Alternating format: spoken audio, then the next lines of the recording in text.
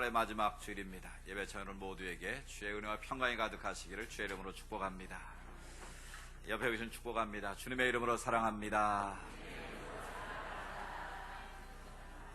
주의 사랑과 은혜가 우리 가운데 늘 넘치기를 원합니다. 최근에 들려오는 소식들이 특별히 그리스도인으로서 또 목사로서 마음을 아프게 합니다. 이 말씀을 준비해서도 실은 내내 마음이 편치가 않았습니다.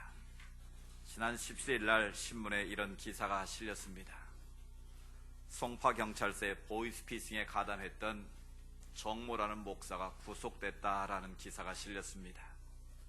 중국에 있는 이 보이스피싱 사기단에 통장을 빌려주고 81만 원을 받았다는 것입니다.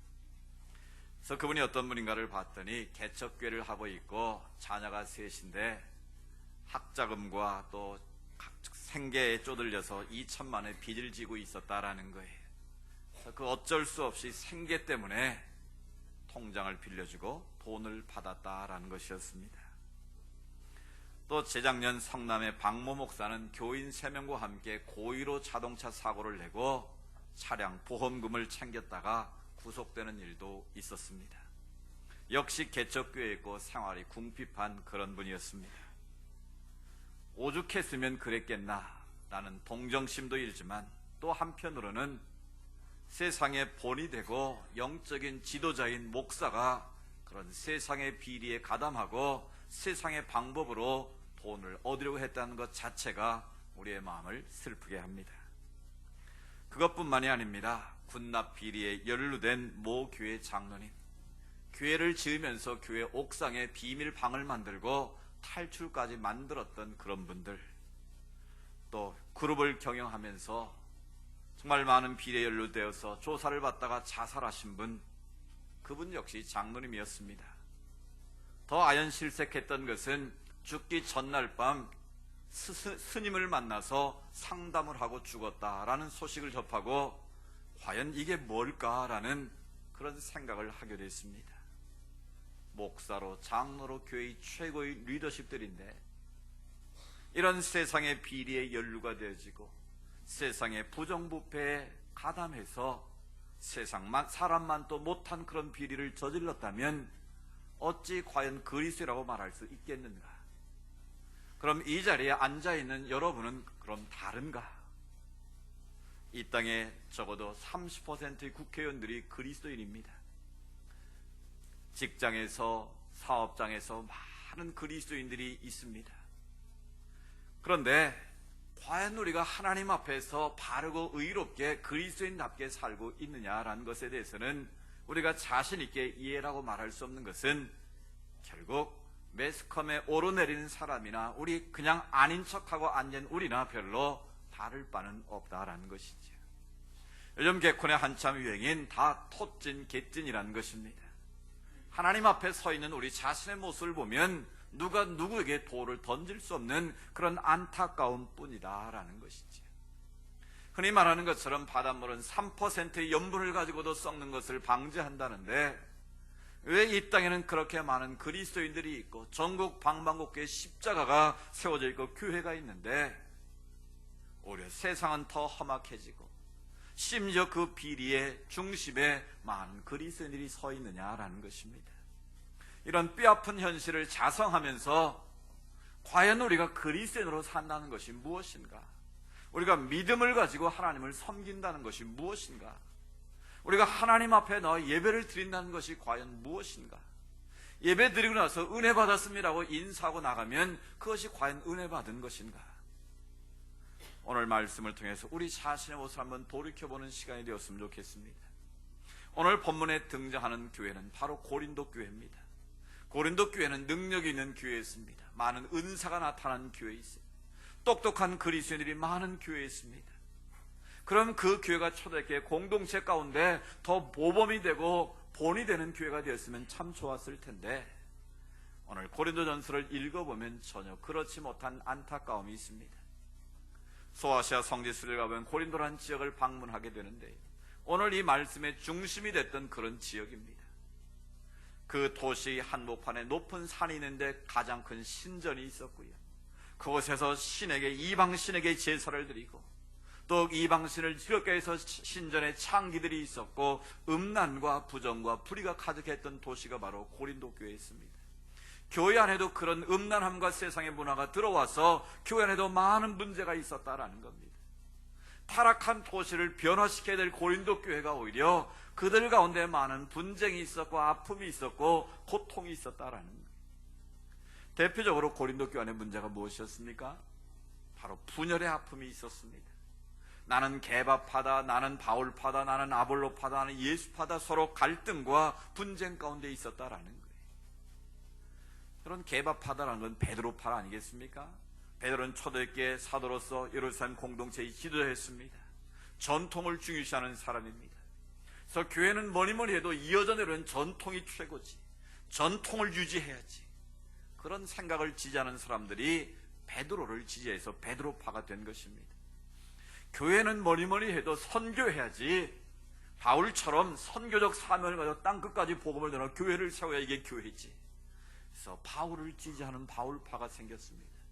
아니야, 교회는 아볼로처럼 성경 말씀에 정통하고 성경 말씀을 제대로 배워서 바르게 믿어야지, 바르게 제자를 해야 그게 교회지. 그래서 아볼로를 추종하는 아볼로파가 생긴 거예요. 다 쓸데없는 소리야, 이 교회의 중심은 예수지, 예수님이 중심이 무슨 소리를 하는 거예요. 그래서 이 교회가 서로 나뉘어서 싸우고 있었다라는 거예요. 그래서 바울이 고린도 전서를 쓰면서 1장 10절에 뭐라고 말합니까? 너희 가운데 분쟁함이 없이 같은 마음과 같은 뜻으로 온전히 합하라. 이게 고린도전서를 쓴 가장 중요한 이유이기도 하고 목적이기도 합니다. 그들이 스스로 지혜 있는 척했지만 하나님 볼 때는 가장 어리석은 모습이었다라는 거예요. 자기들은 지혜 있고 능력 있다고 말했지만 하나님 보시기에는 그런 파당을 짓고 하나님의 교회를 허무는 그들을 향해서 너희의 신앙에 문제가 있다고 지적하는 거예요. 오늘 이 고린도 교회를 바라보면서 오늘 우리 자신의 모습을 보고 우리 한국 교회의 모습을 바라보게 됩니다. 과연 하나님이 기뻐하시는 교회가 교회되게 할 수 있는 방법은 무엇일까? 그리스도인이 그리스도인답게 살아갈 수 있는 방법은 무엇일까를 우리가 하나님 앞에 고민하지 않을 수 없는 현실입니다. 우리가 어떻게 하면 교회를 교회되게 하고 하나님의 백성들이 하나님 백성답게 살아갈 수 있겠느냐라는 것이죠. 그 첫 번째 비결은 바로 우리는 하나님의 성전임을 분명하게 기억해야 합니다. 같이 해볼까요? 나는 하나님의 성전이다. 여러분 그렇게 믿으십니까? 여러분 원래 성전이라는 말은 구약시대에 나온 말입니다. 하나님의 성전이라는 말은 하나님의 임재가 있는 곳이 바로 성전입니다. 그래서 모세가 출애굽을 할 때 시내에서 10계명을 받고 그 10계명을 하나님께서 정하신 그 언약궤 안에 담아두었습니다. 그래서 그 언약궤는 하나님의 임재하시는 상징입니다. 그래서 광야의 길을 걸어갈 때 제일 앞에 제사장이 뭘 메고 갑니까? 그 법궤를 메고 가는 거예요. 법궤가 쓰면 백성들이 다 서는 겁니다. 잠을 잘 때도 하나님의 법궤를 제일 중앙에 두고 12지파를 4개씩 나누어 가지고 동서남북에 배치를 하고 잠을 자는 거예요. 그래서 또 법궤가 움직이면 같이 백성들이 움직이는 겁니다. 그 삶의 중심에 하나님의 임재가 있었다라는 거예요. 하나님이 그들의 모든 삶을 이끌어갔고 다스렸고 통치했다는 것을 의미합니다. 그래서 텐트 안에 머물던 하나님의 언약궤가 다윗에 이르러서 자기는 백향목 궁궐에 사는데 하나님의 법궤가 그렇게 텐트 안에 임시되는 걸 보고 다윗의 마음이 아팠다는 거예요. 그래서 자기가 하나님 앞에 성전을 지을 마음을 가지고 기도를 했는데 하나님이 아니라는 거예요. 너는 성전을 지을 자격이 없다는 거예요. 전쟁을 맞아 피를 흘렸기 때문에 아니라는 거예요. 그래서 다윗은 하나님의 성전을 사모하는 마음으로 성전을 지을 준비를 하는 것이죠. 그래서 그 아들 솔로몬이 하나님의 성전을 완공합니다. 그리고 제일 먼저 한 일이 무엇입니까? 하나님의 언약궤를 성전 안에 안치하는 일이었습니다. 모든 백성들을 다 불러 모아놓고 소를 22,000마리 잡고 양을 12만 마리를 잡아서 가장 성대한 성전 봉헌식을 한 거예요. 그래서 하나님의 법궤가 처음으로 건물 안에 보관이 됐다라는 거예요. 그래서 그때부터 이스라엘 백성들은 성전하면 건물을 생각한 거예요. 하나님의 언약궤가 안치되어 있는 솔로몬의 성전이 바로 하나님의 성전이고, 또 솔로몬이 기도할 때 하나님께 그렇게 말씀하지 않았습니까? 언약을 맺으시고 내가 이 성전에 너희와 영원토록 함께하겠다. 너희가 이 성전에서 하는 기도를 내가 다 듣겠다. 그 약속을 하나님께서 주셨습니다. 그래서 이스라엘 백성들은 하나님의 언약궤가 안치되는 솔로몬의 성전만이 하나님의 성전으로 인정을 하게 된 거예요. 그런데 하나님께 또 다른 한 가지 말씀을 하셨습니다. 그 성전 봉헌식을 하고 난 후에 솔로몬에게 말씀하시기를, 너희가 이 성전에서 기도하는 건 내가 다 듣겠지만 한 가지 기억해야 될 것이 있다. 너희가 내 말을 듣고 내 규례대로 너희가 살지 않는다면 내가 이 성전을 던져버리겠다 말씀하십니다. 성전 봉헌식 이후에 주신 말씀과는 너무나 좀 충격적인 선언 아니겠습니까? 너희가 하나님의 말씀대로 순종하지 않고 계명대로 살지 않으면 너희가 아름답게 지은 이 성전을 내가 던져버리겠다, 부숴버리겠다, 그 말 아니겠습니까? 결국 하나님의 의도는 건물로 지어진 성전 안에 모셔두는 게 목적이 아니고, 너희가 이 성전에서 하나님의 임재를 느끼고 하나님의 말씀 안에고 하나님의 뜻대로 사는 것이 바로 가장 중요한 성전됨의 모습이라는 것을 미리 말씀하신 것이죠. 근데 신약시대에 오면 예수님이 말씀하십니다. 십자가를 앞에 신 예수님께서 너희가 이 성전을 헐라라고 말씀합니다. 그 말을 들은 유대인들이 분노합니다. 당시에 헤롯 대왕이 46년을 걸쳐서 헤롯 성전을 지은 것이지, 그곳에 하나님의 임재가 있다고 유대인들은 믿고 있었는데 예수님이 뜬금없이 그 성전을 부수라는 거예요. 내가 3일 만에 다시 세우겠다는 겁니다. 그래서 예수님이 십자가 보인 중요한 이유 중에 하나가 바로 성전 모독죄였습니다. 하나님의 성전을 모독했다라는 거예요. 근데 예수님께서는 이 성전을 헐면 내가 3일 만에 세우겠다, 그 말은 십자가에 달려 죽었다가 부활하신 예수님 자신이 바로 하나님의 성전이다라는 것이지, 예수님 자신이 성전이 너희가 보는 이 건물이 성전이 아니라는 거예요. 그런데 안타깝게도 유대인들은 지금도 그 하나님의 성전을 사모하고 있습니다. 성지순례를 가보시면 솔로몬의 성전이 세워졌던 그 터에 뭐가 세워져 있습니까? 황금도무로 된 무슬림 사원이 그 안에 세워져 있습니다. 근데 아이러니한 것은 그 사원을 이스라엘 군인들이, 무장병력들이 지켜주고 있다는 현실입니다. 그래서 지금 급진파 유대인들이 가장 큰 소원이 뭔 줄 압니까? 그 모스크를 헐어버리고 그곳에 솔로몬의 성전을 재건하는 거예요. 그래서 지금도 통곡의 벽에서 통곡을 하며 울고 있는 겁니다. 하나님, 언제 하나님의 성전을 이곳에 우리가 회복할 수 있겠습니까? 그런데 그들의 바람은 잘못됐다라는 거예요. 예수님이 말씀하신 것처럼 AD 70년에 티투스 장군의 로마의 침공에 의해서 그 헤롯 성전은 돌 위에 돌 하나 남기지 아니할 것이다 말씀한 것처럼 그 성전은 완전히 회파되고 말았습니다. 지금은 그 무너진 서쪽 성벽에서 통곡이라 불리는 곳에서 그들은 지금도 그 재건의 날을 꿈꾸며 기도하고 있는 것이죠. 여러분, 주님께서 말씀하신 성전은 눈에 보이는 건물이 아니었습니다. 성전이신 예수 그리스도를 주로 고백하고 그 예수님과 함께 사는 사람, 바로 너희 자신이 하나님의 성전이라고 말씀하신 것이죠. 그렇습니다. 이 성지교회 건물이 교회가 아니고요, 이 건물 안에 하나님의 부르심을 받은 백성들의 공동체 모임이 바로 교회라는 거예요. 그래서 전에는 이 교회를 지면 성지교회라고 이름을 붙이지 않고 예배당이라고 이름을 붙였습니다. 예배를 드리는 장소라는 뜻이, 그게 어쩌면 신학적으로 맞는 표현입니다. 이 성지교회 건물이 교회가 아니라 예수를 주로 고백하는 하나님의 백성들이 모인 이 공동체가 바로 교회요 하나님의 전이라는 것입니다. 그러니까 세상이 교회에 대해서 욕하고 교회가 썩었다고 말하지만 교회가 썩은 게 아니에요. 교회를 섬기는 하나님의 백성들이 하나님의 백성답게 살지 못해서 하나님의 교회가 욕을 먹는 것이지. 마태복음 16장에는 음부의 권세가 교회를 이기지 못한다고 말씀하셨는데, 우리가 하나님의 성전됨의 모습을 유지하지 못함으로 교회가 욕을 먹는 것이지 교회가 부패하거나 타락한 것은 아니라는 거예요. 결국 우리가 하나님의 성전임을 안다면 우리 자신을 성찰하고 우리 자신이 하나님의 성전으로 바르게 세워질 때만 교회가 다시 한번 세상의 희망이 되고 세상의 대안이 될 수 있다라는 것이죠. 지난번 멕시코에 갔을 때 그 천하명 선교사로부터 들은 이야기입니다. 멕시코 사람들은 교회를 세울 때 십자가를 세우지 않는다는 겁니다.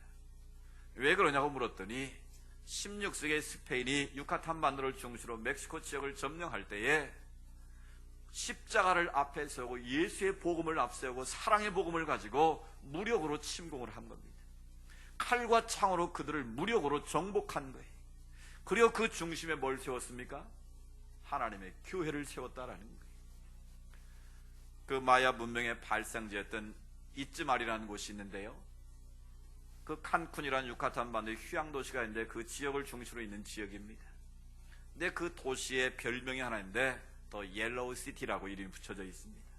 쉽게 표현하면 황금의 도시라는 뜻이에요. 이 지역은 우리 역사와도 관계가 있습니다. 1905년에 그 당시에 해양산업이 발달하면서 배에 이 로프가 많이 필요했는데 그 로프를 만드는 주요 원료가 우리가 말하는 용설란, 애니칸이라고 부르는 애니깽이라는 영화가 나왔잖아요. 그 애니깽이라고 불리는 그 용설란의 섬유질을 가지고 밧줄을 만들었다는 거예요. 그런데 그 일이 너무 고되고 가시질고 힘든 일, 땅볕에 그걸 취하는 게 얼마나 힘들었겠습니까? 근데 이 서양 사람들이 그보다 2년 앞서 하와이 사탕수 농장에서 일하는 한국 사람들의 근면함과 성실함을 보고, 야, 이거 한국 사람들에 맡기면 이거 일 잘하겠다. 그래가지고 일제 구한말 이 나라가 혼란스러운 일제 그 합병되기 이전 상황 아니겠습니까? 1905년이니까. 그래서 한국 사람들을 그곳으로 일종의 송출을 한 거예요. 약 1,300명의 사람들이 그때 갔는데 4년 계약을 하고 갔답니다. 처음에는 주택도 주고 많은 임금도 주고 모든 삶을 보장해 주겠다고 약속을 해서 갔는데 실제로는 주택도 안 주고 임금도 적게 주고 거의 노예보다 못한 수준의 삶을 살게 됐다라는 거예요. 그런 열악한 상황에 역사적인 눈물이 있는 곳이 바로 이 유카탄 반도 지역이에요. 그 후손들이 지금 약 4만 명의 한국 사람들이 그 주변에 살고 있다고 해요. 그 지역에 이즈말이라는 곳에 엄청나게 큰 성전이 세워졌는데요, 그 스페인이 16세기에 성전을 세울 때 그곳이 바로 마야 문명의 본거지였다고 합니다. 그 마야 문명의 모든 그 제단들을 다 헐어버리고 그 돌을 가지고 성전을 세운 거예요. 근데 그 성전이 얼마나 큰지, 그 광장이 얼마나 넓은지, 로마에 가면 바티칸 성전이 있지 않습니까? 바티칸 성전 다음으로 큰 광장이 아리따움이라는데, 아리따움이라는 화장품도 있잖아요. 그게 정원이라는 뜻입니다, 원래. 그런 로마 바티칸 다음으로 큰 성당에 정원을 만들어 놓는 거예요. 그러면서 너희들이 하나님을 믿어야 된다, 예수 그리스도의 십자가의 살을 알아야 된다고 복음을 전했다라는 거예요. 그런 상황에서 마야인들이, 그 멕시코에 있는 사람들이 십자가의 복음을 믿었겠습니까? 총과 칼로 그들을 굴복시켜 노예처럼 부리는 그 상황에서 십자가의 복음을 아무리 외친들 그 복음이 들어갈 수 있겠냐라는 거예요. 그래서 지금도 교회를 세울 때 십자가를 세우지 만큼 그런 트라우마가 그들 가운데 있다라는 거예요. 근데 더 큰 문제, 심각한 오류는 무엇인가 하면, 그렇게 엄청나게 성전을 지어놓고 황금 색깔로 로마의 교황이 그곳에 머무는 도시로 만들어 놓고 이런 성경 기절을 써놨다는 거예요.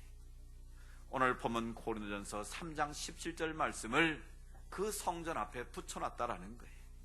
너희가 이 성전을 파괴하면 너희를 하나님이 멸하실 것이다. 여러분, 이 말이 맞습니까? 안 맞습니까? 하나님의 말씀은 분명히 참이고 진리인데 적어도 그들이 그런 성전을 짓고 그 말씀을 붙였다는 것은 앞뒤가 맞지 않는 표리부동한 모습이다라는 거예요. 십자가의 복음을 그들은 외쳤지만 그들에게 십자가가 없었다라는 거예요. 오직 자기들의 유익을 위한, 자기들의 식민지 건설을 위한 하나의 착취의 대상이었을 뿐이지 하나님의 성전의 모습을 잊어버렸다라는 거예요. 그러면서도 하나님의 성경 말씀을 거기다 붙여놓고 누구라도 이 성전을 허물게 되면 그 사람은 멸망할 것이다라는 준엄한 경고의 말씀을 붙여두었다라는 것이죠. 여러분, 이런 아이러니한 역사의 모습이 우리 삶의 현장에서 지금도 이루어지고 있다라는 거예요. 예수 그리스도의 이름으로 일을 하는데 그 안에 예수가 없다라는 거예요. 그래서 전에 어떤 장로님이 책을 썼는데, 예수 없는 예수교회, 책 제목이 그렇더라고요. 예수가 없는 예수 교회가 무슨 의미가 있느냐, 그 말 아니겠습니까? 그렇다면 오늘 우리가 이 뼈아픈 현실을 자성을 하면서 정말 내 안에 예수가 있는가, 정말 이 성지교회 안에 오늘 우리 예배 가운데 하나님의 영이, 예수의 영이 현존해 있는가, 그 예수 앞에 우리가 성령과 진리 안에서 예배를 드리고 있는가. 우리가 그냥 예배 시간에 시작하는 말로 성령의 영과 진리로 예배할지니라, 그냥 하나의 지나가는 문구가 아니라 정말 우리가 이 시간 성령의 임재 가운데 성령과 진리로 하나님을 예배하고 있느냐라는 것이죠. 결국 내 자신이 하나님의 성전임을 깨닫고 하나님의 성령과 함께 하나님 앞에 나아갈 때만 이 예배가 예배가 될 수 있고, 그 예배 가운데 임하신 하나님의 음성을 듣고 세상 속에서 우리가 빛이 되고 소금이 될 수 있는 것 아니겠습니까? 교회가 교회되는 첫 번째 출발은 바로 나 자신이 하나님의 성전임을 분명하게 기억하는 것입니다. 두 번째로 교회가 교회되려면 두 번째로 중요한 것은 바로 우리는 거룩한 존재라는 사실을 고백할 수 있어야 됩니다. 여기서 거룩하다는 말은 구별됐다라는 뜻입니다. 적어도 그리스도인이라면, 하나님 앞에 나와 예배드린 자들이라면, 세상에서 하나님을 알지 못하는 자들, 예수를 주로 영접하지 못한 자들과는 근본적으로 달라야 한다라는 것이죠. 뭔가 생김새가 다르다는 말이 아니라 우리의 생각과 우리의 가치와 우리의 삶의 태도가 적어도 달라야 된다라는 거죠. 구별되어야 한다라는 것이죠. 그런 구별됨이 없이는 우리가 하나님의 성전이 될 수도 없고 하나님의 사람으로 살아갈 수도 없다라는 겁니다. 그래서 오늘 성경은 말합니다. 고린도서 3장 16절 다시 한번 읽어보실까요? 너희는 너희가 하나님의 성전인 것과 알지 못하느냐. 아멘. 왜 우리가 거룩한 존재가 됐습니까? 거룩한 존재가 된 것과 거룩한 존재로 사는 것은 다른 것입니다. 우리는 죄로 말미암아 죽을 수밖에 없는 자들이었습니다. 그런데 하나님의 성령이 내 안에 임하심으로 말미암아 거룩한 자가 된 거예요. 그래서 우리가 늘 고백하는 것처럼 고린도전서 12장 3절에 뭐라고 말씀합니까? 성령이 아니고서는 누구라도 예수를 주라 시인할 자가 없다라고 말씀하는 거예요. 그러니까 오늘 예배 참여 여러분들은 다 예수를 주라 시인하신 분들이지 않습니까? 그러면 우리는 하나님의 성전이고 하나님의 영이 거하시는 성전이 됐다라는 거예요. 그래서 이미 하나님의 영이 거하시는 전이기 때문에 내가 어떻게 된 겁니까? 거룩한 존재가 됐다라는 거예요. 내가 바르게 살고 선하게 살아서 거룩한 존재가 된 것이 아니라 여전히 나는 죄 가운데 살지만 하나님의 영이 우리 안에 거하심으로 하나님의 성령이 거하는 집이 됐다는 거예요. 그래서 나는 거룩한 존재가 됐다라는 거예요. 그러면 우리가 그런 거룩한 존재가 됐으면 거룩한 존재로서 살아야 되지 않겠느냐라는 것이죠. 여러분, 미운 오리 새끼라는 동화 아시지 않습니까? 백조인데 이 백조가 잘못해서 오리 새끼들 사이에 살지 않습니까?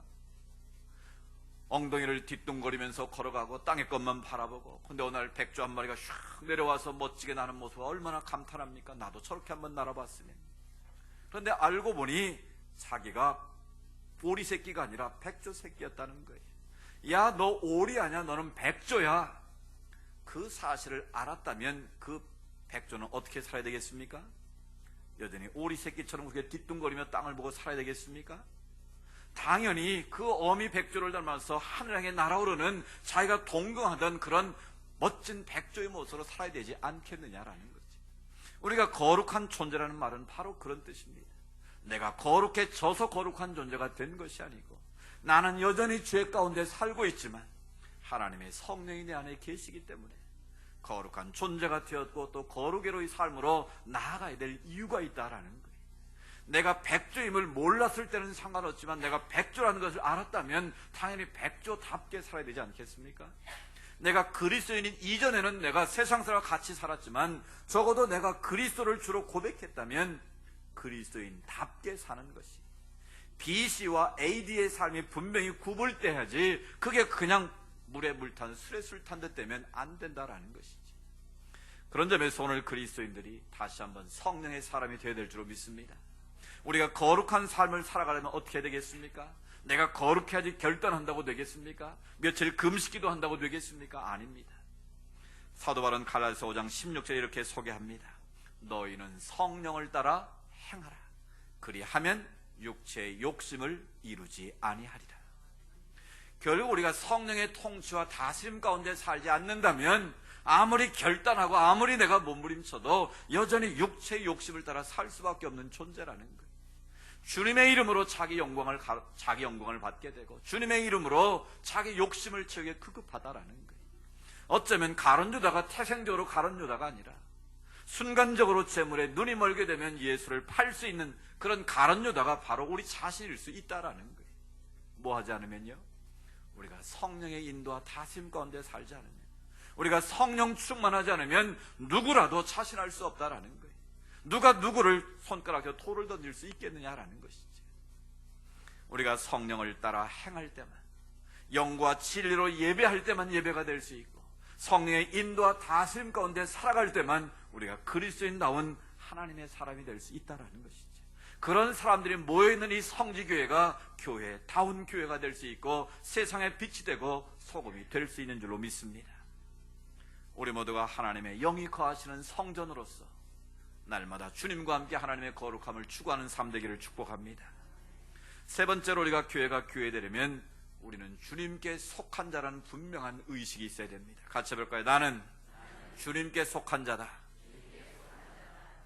여러분, 사람은 어디에 속하느냐가 중요한 것입니다. 세상 말로 줄을 잘 서야 된다 그러지 않습니까? 우리가 믿음의 줄에 바르게 서 있어야지, 이 줄을 잘못 쓰면, 세상 줄에 잘못 서면 오히려 큰 어려움을 당할 수 있다라는 거예요. 그래서 우리가 교회가 교회되려면, 우리가 하나님의 백성답게 살려면 가장 중요한 고백 중에 한 가지가 바로 나는 하나님께 속한 자다, 나는 하나님의 것이다라는 분명한 고백이 있어야 된다라는 거예요. 그래서 오늘 바울은 3장 23절에 말합니다. 너희는 그리스도의 것이요 그리스도는 하나님의 것이니라. 이게 무슨 말입니까? 그 앞에 보면 모든 만물이 다 너희 것이다 라고 말했습니다. 생명도 너희 것이고 모든 것이 다 너희 것이다 말씀하고 나서 오늘 이 말씀을 주신 거예요. 그러니까 모든 것이 너희 것인데 너희는 그리스도의 것이고 그리스도는 하나님의 것이다. 이 3단 논법으로 설명을 하는 거예요. 그러니까 그 말은 너희는 모든 것이 너희 것인데 너희는 누구 것? 주님, 그리스도의 것. 그리스도는 누구의 것? 하나님의 것. 그럼 나는 누구의 것? 하나님의 것이란 등식이 성립되지 않습니까? 그러니까 내게 주신 생명도, 내게 주신 재물도, 자녀도, 건강도, 모든 것이 다 주님의 것이다, 하나님의 것이다. 그것을 우리가 고백할 때 비로소 하나님의 전으로 세워져 갈 수 있다라는 거예요. 내가 이거 어떻게 해서 벌은 재물인데, 내가 어떻게 해서 세운 산 집인데, 내가 어떻게 해서 키운 자식인데, 내가 어떻게 해서 세운 이 교회인데, 그런 내 생각, 내 경험, 내 판단의 근거를 가지고 내 소유로 여기는 한은 그곳에 하나님이 거하실 여지가 없다라는 거예요. 하나님의 영이 거하실 자리가 없다라는 거예요. 이 고백을 가장 잘한 사람이 바로 다윗입니다.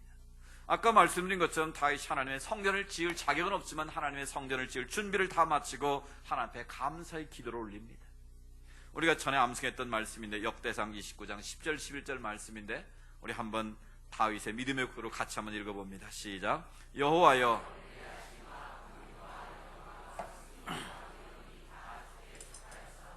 천지에 있는 것이 다 주의 것이로소이다. 여호와여, 주권도 주께 속하였사오니 주는 높으사 만물의 머리이심이니이다. 부와 귀가 주께로 말미암고 또 주는 만물의 주제가 되사 손에 권세와 능력이 있사오니 모든 사람을 크게 하심과 강하게 하심이 주의 손에 있나이다. 아멘. 여러분, 이렇게 믿으십니까? 다윗은 가장 훌륭한 왕이었지만 그 통치가 나로부터 있지 않고 주님께서 그 주권을 주셨다라고 고백합니다. 부와 귀가 나로부터 말미암은 것이 아니라 하나님께 나에게 주셨다라고 고백하고 있다는 것이지. 그래서 다윗은 끝까지 하나님 앞에서, 물론 실수하고 넘어질 때도 있었지만 사도행전에 보면 너는 내 마음에 합한 자다, 최고의 칭찬을 받았던 이유가 바로 이런 겸손함에 있었다라는 거예요. 여러분, 우리 자신이 내가 가지고 있다고 내 것이라고 생각하고 있지 않습니까? 내 것이니까 내 맘대로 써도 좋다고 생각하지 않습니까? 그러면 적어도 그리스도인의 생각과는 거리가 먼 곳에 있다는 것입니다. 모든 것이 다 주님께 있고 주님께서 맡기신 것이고, 그렇다면 그것까지도 주님의 것을 믿고 하나님의 선한 사업을 위해서 생명산일에 아름답게 선용할 때만 그것이 진정한 복이 되고 하나님 예비하신 축복이 될 수 있다는 것입니다. 교회가 교회 될 수 있는 비결은 바로 내 것이 아니라, 내가가 아니라 주님께서 하셨다, 주님께서 이루셨다, 주님께서 나에게 이런 복을 주셨다, 그런 믿음의 고백을 드릴 때 비로소 우리가 교만하지 않고 교회가 교회되는 은혜가 있게 될 줄로 믿습니다. 결론적으로 바울은 경고의 말씀을 들려주고 있습니다. 스페인 사람들이 그 큰 성전을 세워놓고 잘못 이용했던 이 말씀을 다시 우리에게 결론으로 주시는 것이죠.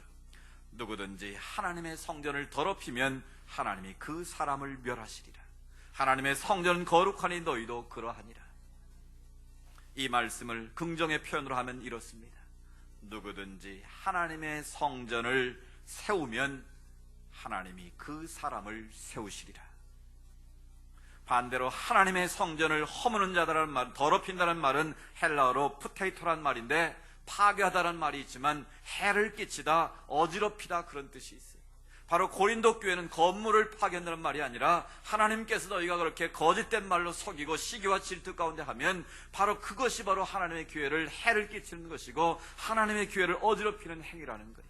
바로 그런 자들에는 하나님의 심판이 있다는 것 아니겠습니까? 오늘 우리가 주님 된 교회를 섬기면서 공동체를 허무는 것이 무엇이겠습니까? 악한 말로 비방하고 중상하고 모략하는 일입니다. 그런 말은 너희 입의 모양이라도 내지 말라고 성경은 가르쳐주고 있습니다. 원망, 불편한 입술이 되지 않는 것입니다. 시기와 질투하는 것, 그것이 바로 교회를, 공동체를 허무는 일입니다. 자기 의를 추구하는 것, 말씀에 불순종하는 이런 모든 것들이 하나님의 교회를 해를 끼치고 혼란스럽고 어지럽히는 일들이다라는 거예요. 어떻게 하면 하나님의 교회를 세우는 자가 되겠습니까? 그 비결은 자신을 돌아보아 거룩한 삶을 추구하는 것입니다. 자기 위치를 잘 지키고 자기에 주어진 책임을 감당하는 거예요. 자기에 주어진 직임에 따라서 그 자리에서 최선을 다하고 책임을 다하고 기둥같이 든든히 자리를 지키며 서 있는 것입니다. 또 서로를 격려하며 사랑하는 것입니다. 여러분, 교회 안에서 사랑받지 못하고 격려받지 못하면 세상 어디 가서 우리가 격려를 받겠습니까? 세상 어디 가서 우리가 사랑받을 수 있겠습니까? 성지교회만 하면 살판나는 그런 교회가 되기를 축복합니다. 성지교회만 하면 서로 위로해주고 격려해주고 축복해주고, 정말 그 교회 다시 가고 싶은 교회가 되어야 되지 않겠습니까? 제 친구가 얼마 전에 책을 썼는데 그 책에 추천사를 쓰라고 해서 제가 그런 책을 썼습니다. 책 제목이 거룩한 바보들의 행진이에요. 저희 교회에 있던 부천 성만교회 이찬영 목사가 쓴 책인데요, 제가 그런 말을 썼습니다. 그 책을 읽어보면서 정말 이 교회 다니는 분은 행복하겠다, 정말 이 교회 다니는 분들은 예수님 때문에 행복하겠다, 이 교회를 섬기는 것이 자랑이 되겠다, 그래서 이 교회를 섬기는 여러분은 가장 행복한 자다라는 그런 글을 썼습니다. 여러분, 우리 성지교회가 그런 교회가 되기를 축복합니다. 우리가 서로 부족하고 허물이 많은 존재들입니다. 교회는 늘 공사주라는 말을 제가 드렸습니다. 교회는 퍼즐과 같은 곳이에요. 여러분, 퍼즐을 뒤집어 엎으면 어떻습니까? 모양이 다 다릅니다. 울퉁불퉁하고 색깔도 다르고 전혀 아무것도 아닌 쓸모없는 그런 존재처럼 보여집니다. 교회는 다 그렇습니다. 개인을 놓고 보면 온전한 사람이 누가 있냐는 거예요. 누가 누구를 손가락질하고 누가 누구를 비난할 수 있겠느냐는 것이죠. 그런데 그거를 다시 한 조각 한 조각 맞추면 어떻습니까? 전혀 어울리지 않던 그것들이 하나로 모으면 아름다운 작품이 되고 그림이 되는 것이지. 우리 교회는 바로 그런 곳입니다. 여전히 우리는 부족하고 허물 많은 인생들이지만 주님을 그리스도로 고백한 자들로서, 하나님의 성전으로서 하나님의 거룩함을 추구하고 모든 것이 주님의 것임을 인정하면서 우리가 서로를 보듬어주고 격려하고 사랑할 때 이 교회가 하나님이 기뻐하시는 교회에 대한 모습으로 든든히 서갈 줄로 믿습니다. 그런 우리 자신들이 성전에 모여서 예배를 드리고 다시 예배를 드리고 세상에 흩어져서 여러분의 가정에서 일태 사업장에서 빛으로 소금으로 살게 될 때 교회가 교회되는 역사가 임할 줄로 믿습니다. 하나님의 백성들이 하나님의 백성답게 사는 그 모습을 통해서 믿지 않는 자들이 야, 역시 교회가 희망이 있다, 성지교회는 역시 하나님의 교회다운 교회다라고 인정받고 칭찬받게 될 줄로 믿습니다. 그래서 우리 성교를 섬기는 우리의 자랑이 되고 긍지가 되기를 축복합니다. 이 교회 안에 있는 모두가 하나님 때문에, 예수님 때문에 행복해지기를 축복합니다. 그래서 우리가 이 교회를 정말 더 열심으로 섬겨서 하나님의 기쁨이 되고 하나님의 영광을 선포하는 아름다운 축복의 통로가 될 수 있기를 주의 이름으로 간구합니다. 우리 같이 기도드리기를 원합니다. 주님, 감사합니다. 정말 우리 자신의 모습을 돌이켜 너무나 여전히 허물 많고 죄 많은 모습입니다. 그럼에도 주님께서 오늘 고린도 교회를 주신 귀한 말씀을 통해서 우리가 교회를 교회답게 세울 때만 하나님의 은혜가 있고 하나님의 복이 있음을 깨달았습니다. 하나님, 우리가 날마다 하나님의 성전임을 알게 하시고 하나님의 거하시는 성령의 전익의 거룩함을 따라 살게 하시고 모든 것 하나님의 것임을 인정하며 살게 하옵소서.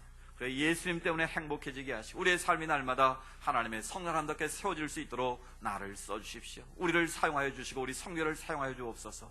우리가 참은 조용히 기도하기를 원합니다. 오 자비로우신 아버지 하나님 감사합니다. 우리가 무엇이간데 이토록 사랑하셔서 이 성주교를 세우시고 주의 은혜 가운데 여기까지 이르게 하셨는지요. 거룩하신 하나님 앞에서 주의 말씀을 들었습니다.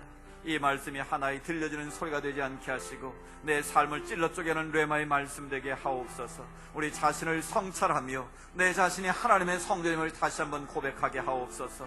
아버지 하나님의 성령이 가신 성령의 전이기에 하나님의 거룩함을 따라 살게 하여 주옵소서. 모든 것이 주님의 것임을 인정하고 내가가 아니라 주님께서 나를 통해 이렇게 이루셨음을 고백할 수 있도록 하나님이여 도와 주시옵소서. 우리 모두가 하나님의 성전답게 세워지게 하시고 하나님의 지배와 다스림 가운데 하나님의 역사를 이뤄갈 수 있는 하나님의 사람들이 다 되게 하여 주시옵소서. 그렇게 우리를 사용하실 주님을 기대합니다.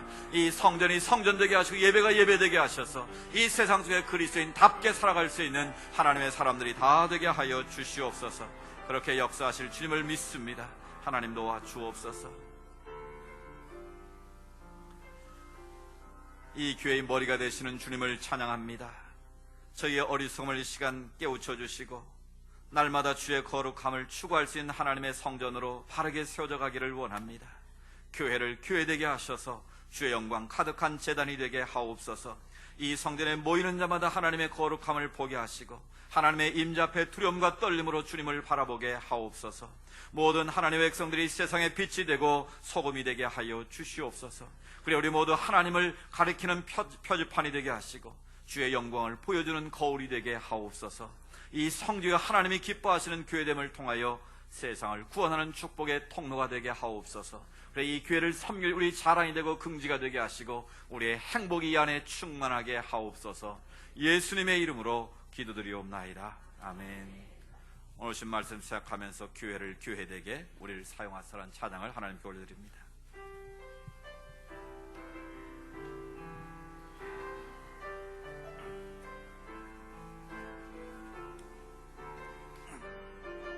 우리에겐 소원이 하나 있습니다. 주님 다시 오실 그날까지 우리에겐 소원이 하나 있네. 주님 다시 오실 그날까지 우리 가슴에 새긴 주의 십자가 사랑, 우리 가슴에 새긴 주의 십자가 사랑, 나의 교회를 사랑케 하십니다. 나의 교회를 사랑케 하네. 주의 교회를 향한 우리의 마음, 주의 교회를 향한 우리 마음, 희생과 포기와 가난과 고난이 희생과 포기와 가난과 고난, 하물며 죽음조차 우릴 막을 수 없네. 우리 교회는 이 땅의 희망입니다. 우리 교회는 이 땅의 희망. 교회를 교회되게 예배를 예배되게 교회되게 예배를 예배되게 우릴 사용하소서. 진정한 부흥이 오늘 우리 가운데 임하게 해주십시오. 진정한 부흥의 날 오늘 임하도록 우리를 사용해 주옵소서. 우릴 사용하소서. 교회를 교회되게 예배를 예배되게 우릴 사용하소서. 진정한 부흥의 날 오늘 임하도록 우릴 사용하소서. 진정한 부흥의 날 오늘 임하도록 우릴 사용하소서.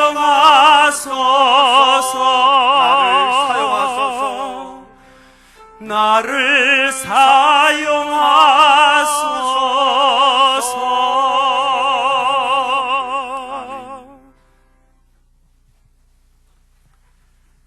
교회의 머리가 되시는 주 예수 그리스도의 은혜와 하나님 아버지의 크고 놀라우신 사랑하심과 성령님의 인도하시고 위로하시고 교제하심의 역사가 우리가 하나님의 성전된 자로서 거룩함을 추구하고 하나님의 것임을 고백하며 교회답게 신자답게 살겠습니다 고백하며 세상에 나가는 주의 백성들 머리머리 위에 하나님 앞에 올려드리는 모든 믿음의 소원들 위에 이 나라와 이 민족 위에 이 땅에 있는 모든 하나님의 교회들 위에 이제로부터 영원토록 함께 하시기를 간절히 축원하옵나이다. 아멘.